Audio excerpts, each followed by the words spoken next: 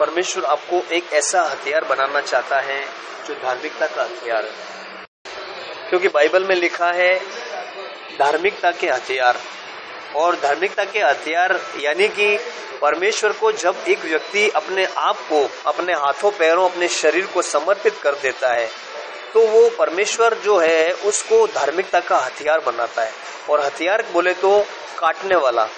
जैसे दुनिया में बहुत सारे हथियार होते हैं जिनसे बहुत सारी जगहों पर जंग होती है, लड़ाइयाँ होती है, या बहुत सारे लोग शारीरिक रूप में लड़ते हैं, यानी कि चाकू, छुरी, तलवार, बंदूक, गन, अलग अलग चीज़ों से।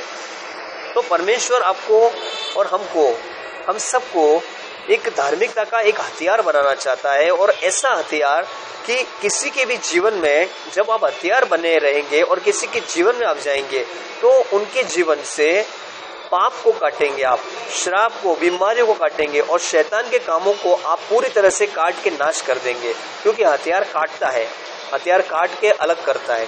तो आप पाप और बीमारी को और सारी दुष्ट की जो भी युक्तियां, उसको सबको आप काटेंगे लोगों के जीवन से और लोगों को आजाद करेंगे। तो प्रियो, यदि कोई व्यक्ति या कोई भी मनुष्य अगर संसार के अनुसार चलता है मसीह होने के बावजूद, तो वो कहीं ना कहीं परमेश्वर का हथियार नहीं है पर शैतान का हथियार बन जाता है। और दुष्ट उसको अपने राज्य के लिए इस्तेमाल करता है और उस व्यक्ति के अंदर ऐसी कुछ बातें होती हैं जो वो नहीं चाहकर भी उसको करना पड़ता है। यानी कि वो नहीं चाहता है फिर भी वो बार बार झगड़ा करेगा, बार बार अपना स्वभाव में क्रोधित रहेगा या झूठ भी बोलेगा। आप समझ रहे हैं?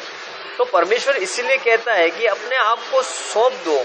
यदि हम अपने आप को सौंप देंगे तो खुदावंद आपको एक ऐसा हथियार बना देगा जिसका कोई सामना नहीं कर पाएगा प्रभु के लोगों, और आप पूरी तरह से शैतान के कामों को खत्म कर देंगे, उसको कुचल देंगे। इसीलिए परमेश्वर दिखाना चाहता है कि वो हम आम मनुष्यों के द्वारा, साधारण लोगों के द्वारा अपनी सामर्थ्य से क्या क्या कर सकता है। क्योंकि दुष्ट जो है उसके पास ऑलरेडी वो शक्तियां हैं, क्योंकि हम साधारण व्यक्ति उससे लड़ नहीं सकते।